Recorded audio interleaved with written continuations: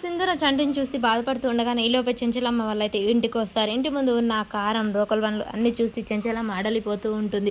ఒకసారిగా భయపడి సింధూర వైపు చూడగానే సింధూర ఇంట్లో ఉంటుంది. అమ్మాయ అనుకుంటూ ఏమైంది ఏమైంది అని చెప్పేసి చాలా కంగారు పడుతూ ఉంటారు. చెంచలమ్మ రాగానే రేణుక, భవతి, చంటి చంటి ఏమైంది నీకు దెబ్బలేంటి అని చెప్తూ ఉండగానే చంటి అది అమ్మగారు అని చెప్పేసి నసుకుతూ ఉంటాడు. ఇక వీళ్ళందరినీ చూడగానే చెంచలమ్మ, కేశవ చాలా భయపడుతూ అడలిపోతూ ఉంటారు. సింధూర ఏడుస్తూ ఉంటుంది.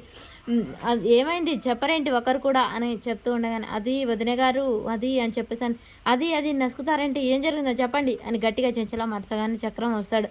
అమ్మ మీరు ఇంట్లో నుంచి వెళ్ళిపోయాక ఆ కళింగ మనుషులతో వచ్చాడమ్మ. వచ్చి ఇంటి మీద అంతా రచ్చ చేసి అమ్మాయి గారిని తీసుకెళ్తుంటే చంటి అడ్డుకున్నాడు అని చెప్పగానే రేణుక భవతి ఉండి చంటి చాలా పోరాడే లెక్క, కానీ వాని చేతిలో చితకబాది చెట్టుకు కట్టేశారు. ఇక చేసేది ఏం లేక చంటిని అయితే చితకబాదేసి చెట్టుకు కట్టేశారు.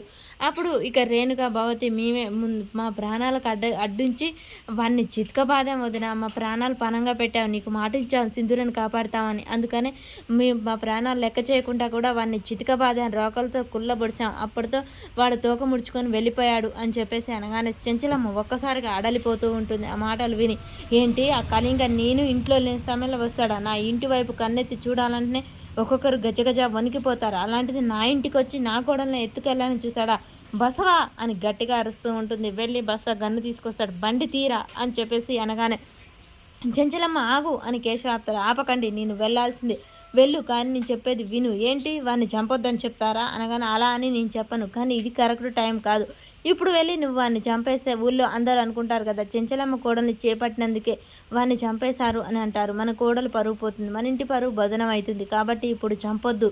ఏంటి మీరు చెప్పేది, వాడిని చంపకుండా ఏం చేయమంటారు, వాడు ఇప్పటికీ 2-3 సార్లు దాడి చేశారు, అన్ని అలాగే వదిలేసి ఇక సింధూరని మనకు దక్కనివ్వడు అనగానే అలా వదిలేయమని చెప్తలేదు, దీనికి పరిష్కారం ఆలోచిద్దాం, అప్పుడు వానికి తగిన బుద్ధి చెప్పి గుణపాఠం చేద్దాం, సరేనా, వాడు ఏ కారణం చేత చచ్చిన ఊళ్ళో జనం నిన్నంటారు, కాబట్టి ఆ నింద నీకొద్దు, వానికి ఎలా గుణపాఠం చెప్పాలో అలా గుణపాఠం చెప్దాం, సరేనా, ఇప్పుడు మాత్రం వద్దు చెంచలమ్మ అని చెప్పేసి ఇక చెంచలమ్మని అయితే కేశవ ఆపుతూ ఉంటాడు.